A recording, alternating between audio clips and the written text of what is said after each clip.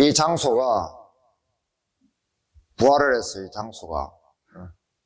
이게 처음에 때를 생각하면 이게 완전히 부활한 거랑 똑같잖아요. 휑하고 더럽고 취했는데 이 가백이 세워지고 이렇게 칸막이가 쳐지고 전기가 들어오고 수도가 들어오고 페인트 칠하고 도배를 하고 또 청소하고 썰어내고 닦고 또 닦고 한 10번은 닦았을 거예요. 계속 닦아내고 청소하고 하니까 이 새로워졌단 말이에요. 이 장소가 새로워졌잖아요. 이것 또한 부활이라고 우리가 할 수가 있습니다. 그래서 인테리어를 하면서 그런 생각을 많이 했습니다. 이 사람만 어떤 그 추상적으로 이렇게 우리가 부활에 너무 많이 매몰되어 있는데 생각이 이렇게 장소도 부활을 할 수 있는 거구나. 봄이 새롭게 부활해서 새 생명을 피우듯이 이 장소도 무언가 그런 역할을 하는 거구나라는 생각을 했어요. 막상 이것을 시작할 때는 걱정이 많이 됐잖아요. 재정과 또 재력과 또 뭡니까? 체력. 체력이 따라줄 것인가?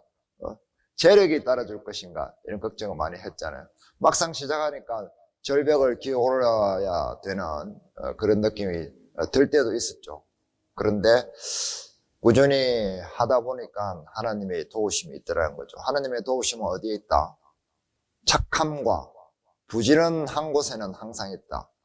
그러나 어디에는 없다. 악함과 게으른 곳에는 없다는 거죠. 그래서 하나님의 도우심이 있더라는 겁니다.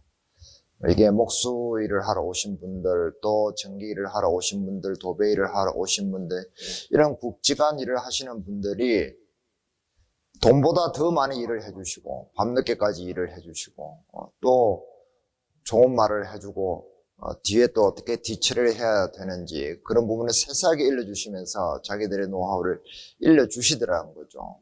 돈 한 푼에 목매어 가지고 막 따지고 이렇게 하지 않더라는 겁니다.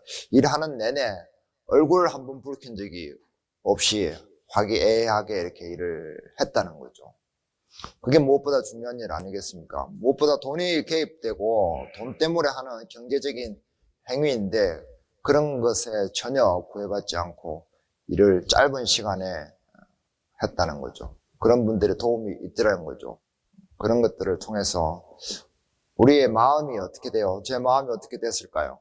긍정적인 에너지를 주더라는 겁니다. 그런 분들의 삶의 방식과 태도가, 일하는 모습이 조금 뒤에 이것이 완성되고 나면 우리도 아름다운 예배 장소에서 예배를 드릴 수 있고 더 많은 사람들에게 복음을 전할 수 있는 그런 장소가 예배되겠다라는 그 꿈을 자꾸 키우게 하더라는 거죠.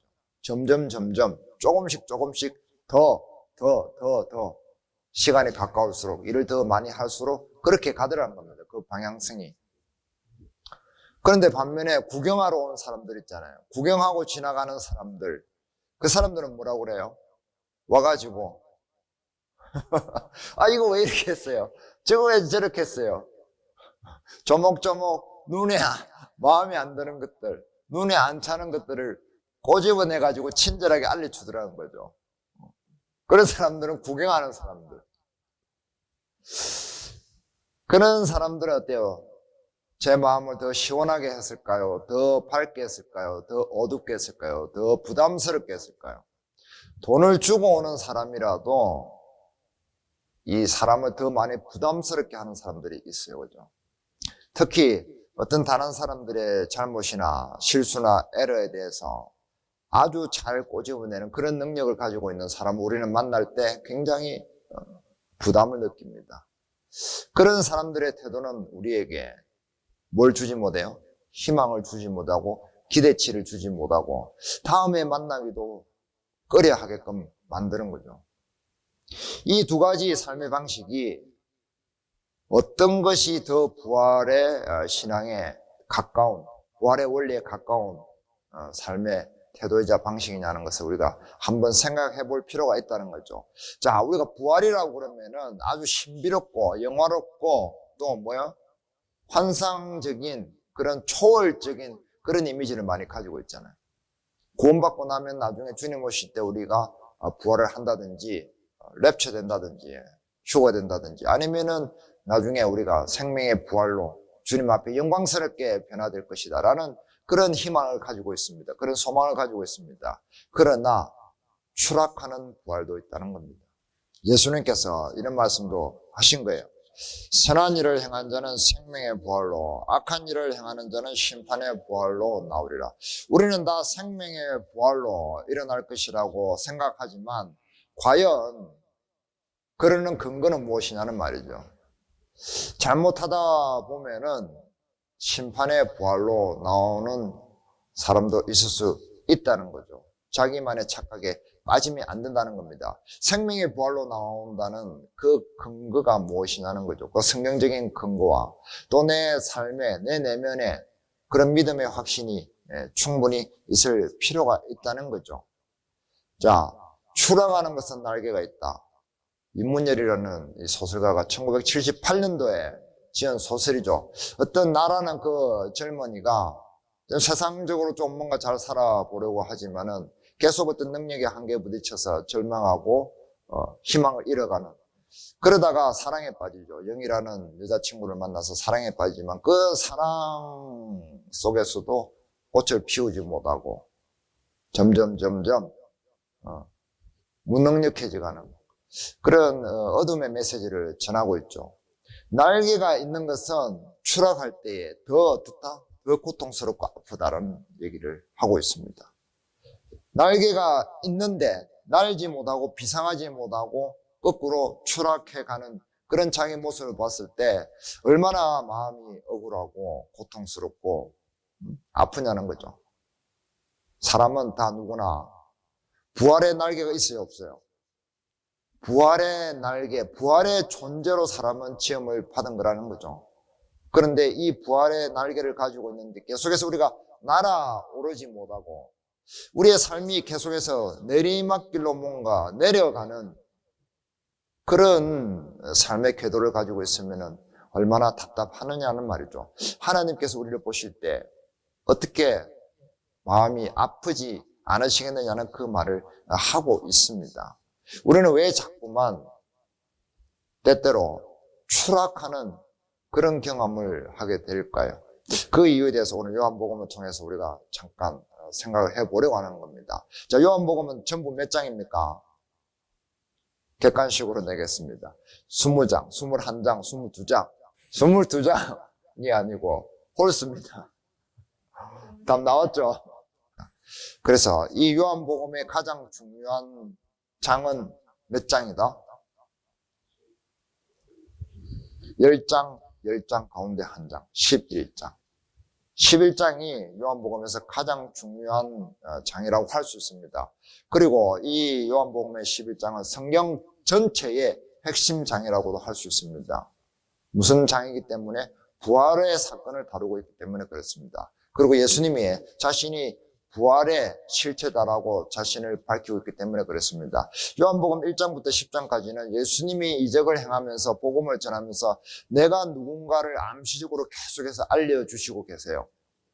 나는 문이다, 나는 선한 목자다, 이렇게 하시면서 계속 사람들에게 자기의 존재를 알리기 시작합니다. 알리기 시작하면서 11장에 와서 나사로를 살리시면서 그때 탁 자기 부활의 예수님을 드러내시는 거예요. 그 이후에는 어떻게 돼요? 죽음으로 가시는 거예요.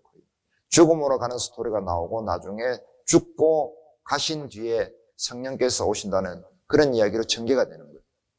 그 이야기에 딱 꺾여지는 변곡점이 뭐냐면 요한복음 11장입니다. 이 부활의 장. 이것이 핵심이잖아요. 요한복음 돌아가서 11장 17절 보면 예수께서 와서 보시니 나사로가 무덤에 있은지 이미 나으리라. 자, 첫 번째 우리가 생각해 볼 거는 무엇이냐면은 부활은 언제 일어나는가? 부활은 언제 일어나요? 언제? 막연하죠. 죽은 다음에 일어나죠. 그런데 이 나사로는 죽은 지 나흘이 되었습니다. 예수님께서 일부러 지체를 하셨죠. 빨리 오라는 전가를 받았는데도. 자, 왜 나흘이냐면은 유대인들은 사흘이 지나면은 이 죽은 영혼이 육신 밖에서 떠돌다가 나흘째 되는 날은 완전히 이별한다고 그렇게 믿었습니다. 그래서 실제로 의학적으로도 생리적으로도 나흘 째 되면 부패가 굉장히 극심해진다는 거죠. 유대인들은 그러면 사람이 죽으면 언제 묻었을까요? 우리나라처럼 3일 뒤에, 5일 뒤에? 나서는 지금 무덤에 있은 지 나흘째라고 했습니다. 유대인들은 죽으면 바로 묻습니다. 왜냐하면 신명기에서 그렇게 나오는데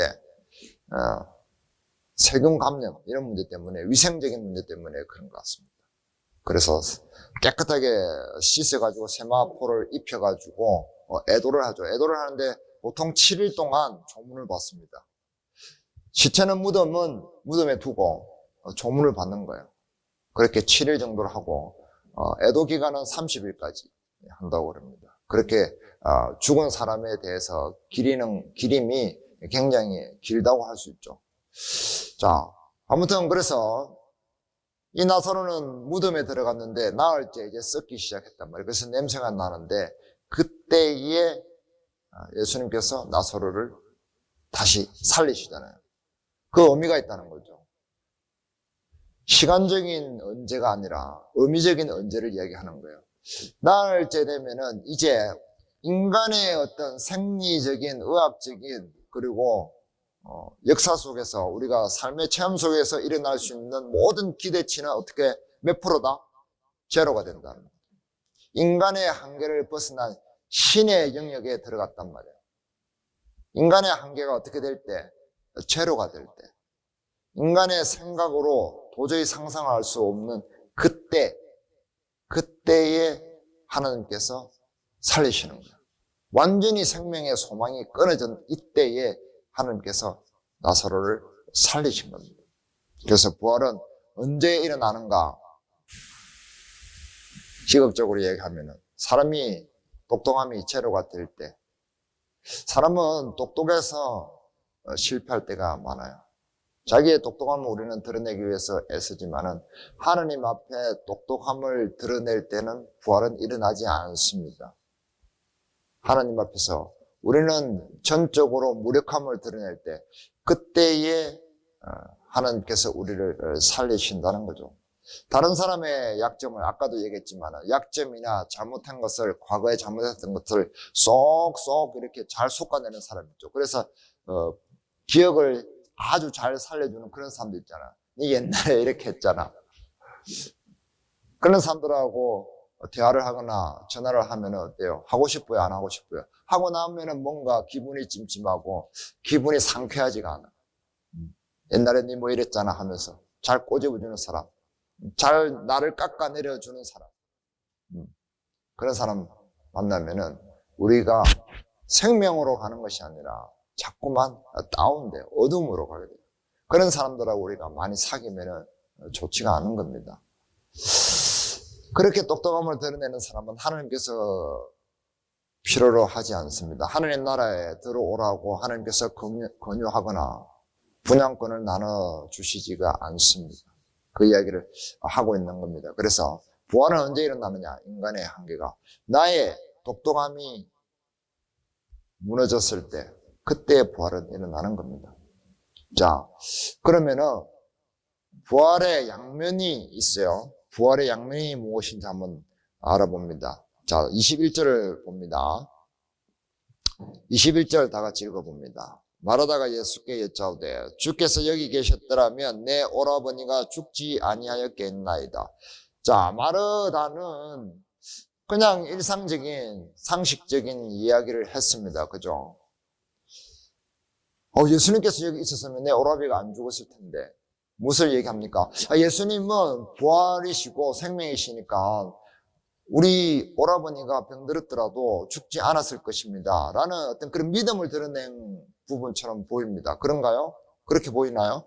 그러면 어떻게 보입니까? 원망. 좋습니다. 원망처럼 들리기도 할 수 있죠. 또, 자, 지극히 상식적으로 이야기한 거예요. 이 마르다는 뭐냐면은 우리가 보통 생각하는 것처럼 미래지향적으로 얘기한 겁니다. 미래에 일어날 어떤 초월적인 현상. 그래서 그 뒤에 나오잖아요. 24절에 보면 마르다가 이르되 마지막 날 부활 때에는 다시 살아날 줄을 내가 아나이다. 이런 거라든지 아니면은 예수님께서 앞서 행하신 것처럼 많은 이적들 중에 하나, 이적들 중에 체험을 할 것으로 생각을 했던 거죠. 부활의 진짜 그 의미를 알고 원리를 알고 했던 말은 아니라는 겁니다. 우리가 보통 이렇게 신앙생활 하는 사람들 이렇게 가지고 있잖아요. 구원받으면 나중에 부활할 거다. 우리가 생명에 부활할 거다. 왜? 구원받았기 때문에. 라는 논리로 단순화시키죠. 그것은 좋은 일이라고 할 수 있습니다. 그러나 그것만 생각해서는 큰 코 다친다는 거죠. 추락하는 날개가 될 수도 있다는 겁니다. 그러면은 내 생활에 그것이 어떤 지대한 영향을 주지 못합니다. 나를 변화시키는데 굉장히 일조하지 못한다는 거죠. 나를 더 가치 있게, 나를 더 비상하게 만들지 못한다는 거죠. 자, 예수님의 부활은 신비롭고 영화롭고 초월적이고 환상적입니다. 그렇죠? 그러나 이런 것은 동전의 한 면에 불과하다는 거죠. 다른 면은 뭐다? 예수님의 부활은 어디에서 일어났어요? 우리는 부활 성천하는 그림을 굉장히 잘 보여줍니다. 예수님의 부활은 어디에서 일어났다? 뭐? 무덤에서 일어났다. 무덤에서 일어났다는 거죠. 그럼 우리의 부활은 어디에서 일어나야 돼요? 우리는 무덤이 없잖아. 자, 로마서 봅니다. 다 같이 읽습니다. 만일 우리가 그의 죽으심과 같은 모양으로 연합한 자가 되었으면 또한 그의 부활과 같은 모양으로 연합한 자도 되리라. 예수님의 죽으심과 연합을 해야 됩니다. 예수님의 죽음이 내 죽음이 되어야 되는데 이 예수님과 함께 죽는다는 것이 무엇인지 우리가 모호한 거예요. 이게. 예수님 돌아가셨구나. 내 죄를 위해서 돌아가셨구나. 아, 그래서 뭐 감사합니다. 그래서 제가 구원받았습니다. 라는 정도로 치부할 정도로 가벼운 것만은 아니라는 겁니다. 자, 어디를 보느냐면은 로마서 1장을 봅니다.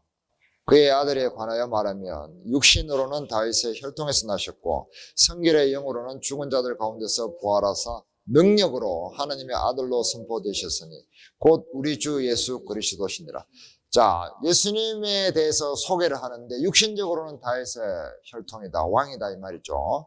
그리고 성결의 영으로는, 영적으로는 어떻게 설명해요? 죽은 자들 가운데서 부활하사 죽은 자들 가운데서 부활하신 분이다 라고 예수님을 그렇게 소개하고 있습니다. 사도 바울은 로마 교회의 사람들에게.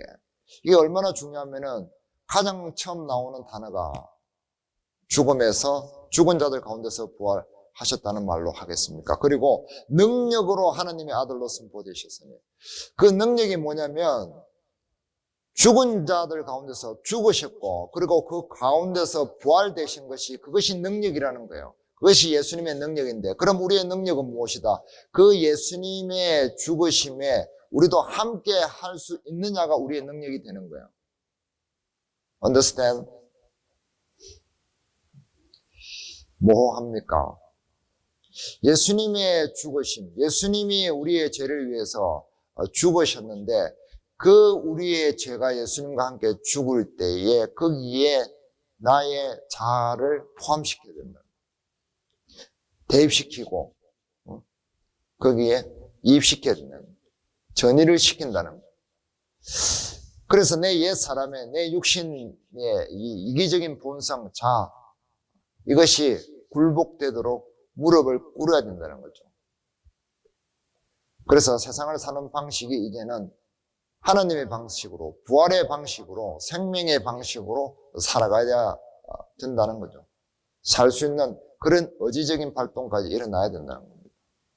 한마디로 내 삶이 예수님의 죽음과 함께 연합되었다면은 예수님의 모습처럼 다시 내가 살아나서 예수님을 쫓아서 살 수 있는 그런 삶의 방향으로 두벅두벅 실천되어져야 된다는 거예요.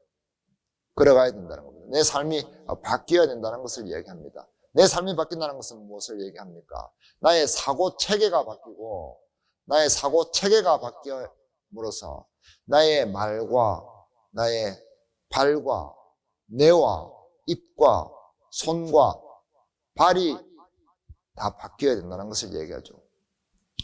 우리는 마음으로 부활을 믿지만은 우리의 손과 발은 부활을 믿지 않는 경우가 허다하죠. 나의 입술은 부활을 믿지 않는 경우가 허다하죠. 말씀의 많은 부분을 인용하지만은 나의 눈빛은 다른 사람에 대해서 얼마나 강렬한 레이저를 가지고 있고 다른 사람의 못난 부분을, 어두운 부분을 얼마나 잘 찾아내는가, 그것에 몰입되어 있을 때가 굉장히 많다는 거죠. 하늘을 쳐다본다고 하지만 이 세상의 근부치에 매몰되어서 그것에서 헤어나지 못하는 경우가 굉장히 많다는 거죠. 그 근부치의 몇 푼의 유불리에 따라서 행동을 하게 만든다는 겁니다. 안목의 자랑, 이 세상의 자랑 앞에 죽어있는 내 자아인가 라는 생각을 하게 된다는 거죠. 주식하는 사람들 있잖아요. 주식하는 사람들. 요즘 사람들 주식을 엄청 많이 하잖아요. 우리는 돈이 없어서, 할 돈도 없어서 못하지만, 자, 주식하는 사람들 어떻게 자기의 돈을 투자를 합니까? 그 투자처에 대해서 얼마나 알아볼까요? 얼마나 알아봅니까? 밤잠 잘 안 자고 24시간이 부족할 만큼 그 회사에 대해서 알아보죠. 첫째, 재무 구조를 알아볼 겁니다. 그 회사가 얼마나 탄탄한지, 그리고 얼마나 그 기술력을 가지고 있는지, 그리고 얼마나 성과를 가지고 있는지, 여러 가지 생산 시설, 또 그 회사의 히스토리 쭉 다 조사를 하겠죠. 얼마나 탈탈탈 털어볼까요? 내 돈 몇 푼을 투자하는 그 투자처에도 그렇게 사람들이 기를 쓰고 조사를 하고 또 찾아보고 하는 거예요. 신경을 쓰는 겁니다. 그만큼. 왜? 내 돈이 들어가기 때문에. 그런데 우리가 영원히 살 집에 대해서, 영원한 부활에 대해서 얼마나 우리가 조사를 해보고 따져보면 하는 거죠. 당연히 부활하지. 당연히 휴가되지. 예수님 주님 오시면은 나팔만 불면은 나는 덜리 올라가잖아 라고 얘기한다는 거죠. 자기에 대해서 똑똑해야 돼요.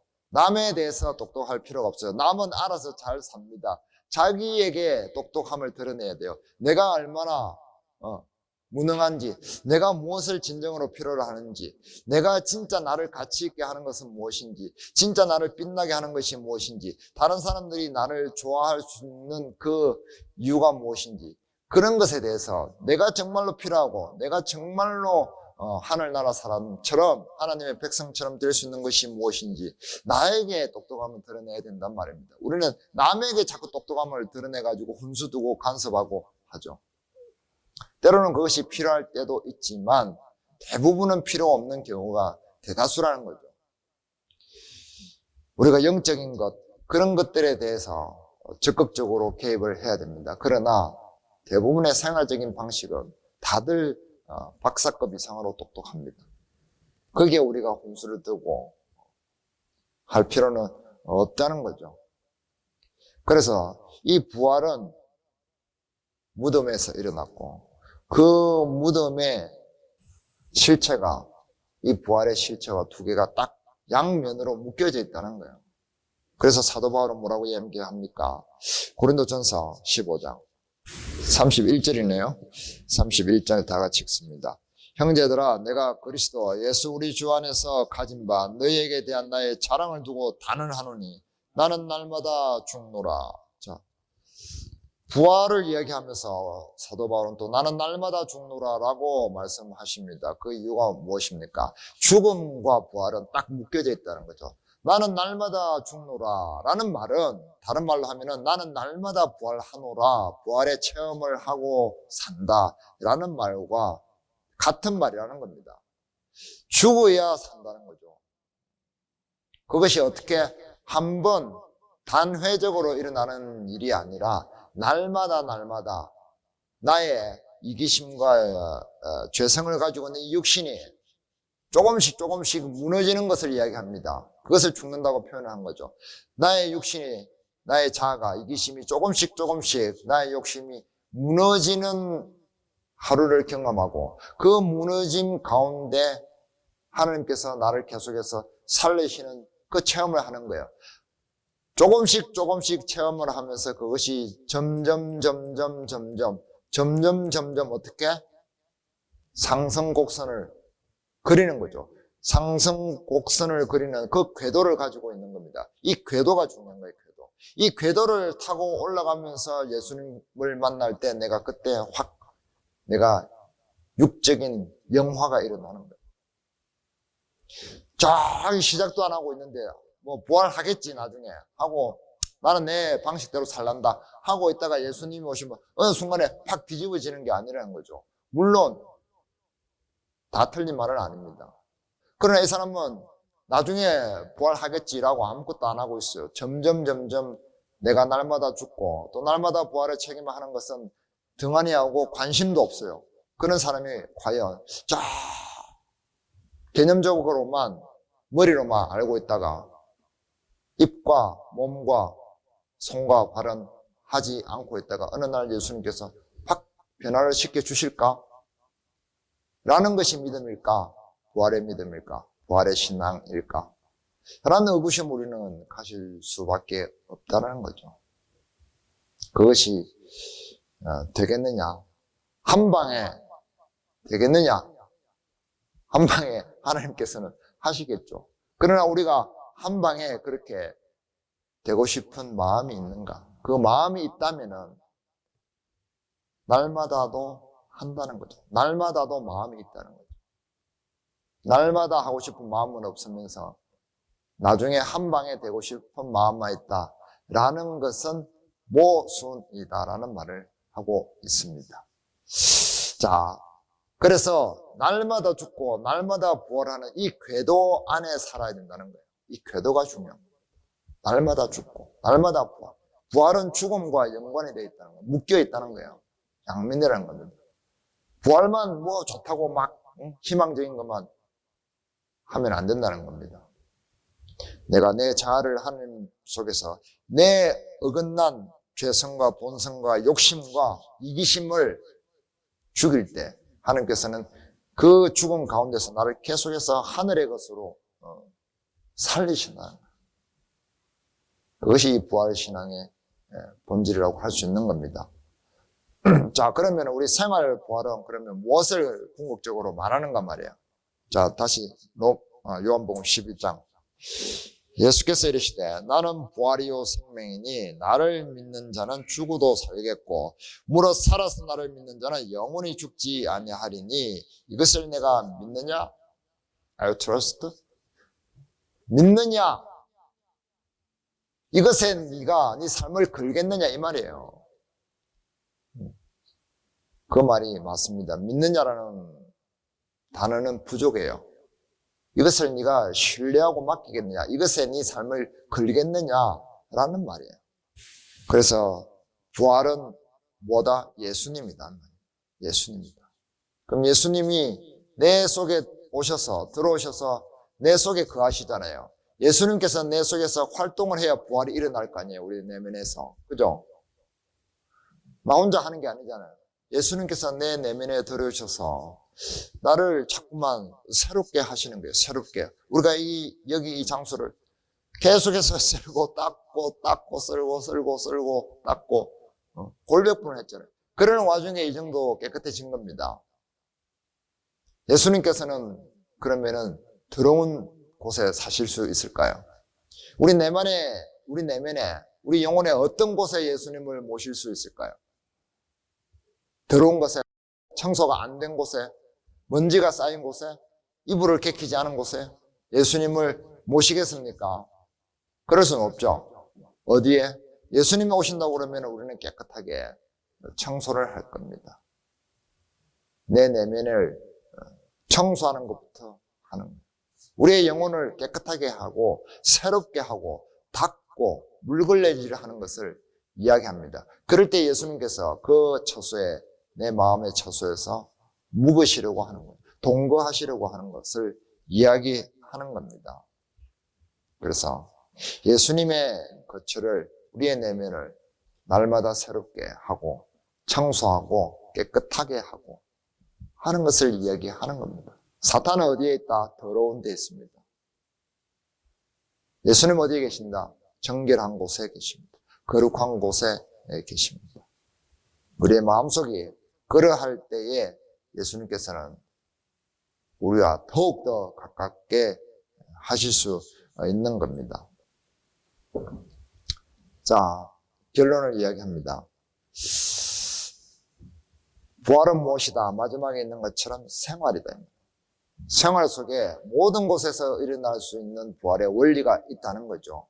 우리는 날마다 새 옷을 입고, 날마다 청소하고, 날마다 빨래를 하고, 날마다 새로운 맛있는 뭘 먹는다? 음식을 먹는다. 때로는 입맛을 빼릴 때도 있지만 그게 다 부활의 원리인 거예요. 그래서 우리 몸은 날마다 후패할지 모르지만 고린도후서 5장에 있는 것처럼 우리의 마음은 새로워지는 거예요. 새로운 것을 원하는 거예요, 우리의 마음은. 그래서 새 자동차를 가지기 원하고, 새 장소를 원하고, 새 물건을 원하는 거예요. 새 것을 좋아하잖아요. 그것이 부활의 원리가 우리 마음속에 설계되어 있기 때문에 그렇습니다. 그런데 우리의 영혼은 어떻게 해야 된다? 그것을 더 강렬히 원한다는 거죠. 더 열망하고 있고 더 갈망한다는 거죠. 그러니까 그것을 우리가 충족시켜 줘야 된다. 그래야 우리가 더 만족감이 들고 행복해지고 우리의 가치가 업그레이드 돼가지고 점점 하늘로 비상하게 되는 거예요. 추락하지 않게 되는 겁니다. 추락하려면은 낙하산을 계속해서 비싼 낙하산을 주고 사야 되잖아요. 낙하산에 소비를 할 필요가 없게 되는 겁니다. 청소하고 빨래하고 새로운 것을 먹고 마시고 하면서 또 뭘 해야 된다? 우리의 입술이 새로운 생명에 관한 그런 것을 이야기하고 우리의 눈빛이 선한 것을 이야기하고 갈망하고 그런 눈빛을 나누어주고 그런 미소를 나누어주고 그런 선함의 방향으로 그 궤도로 계속해서 가는 것을 이야기하는 겁니다. 그것이 부활의 생활 신앙이다라고 우리가 얘기를 할 수 있겠습니다. 기도하겠습니다.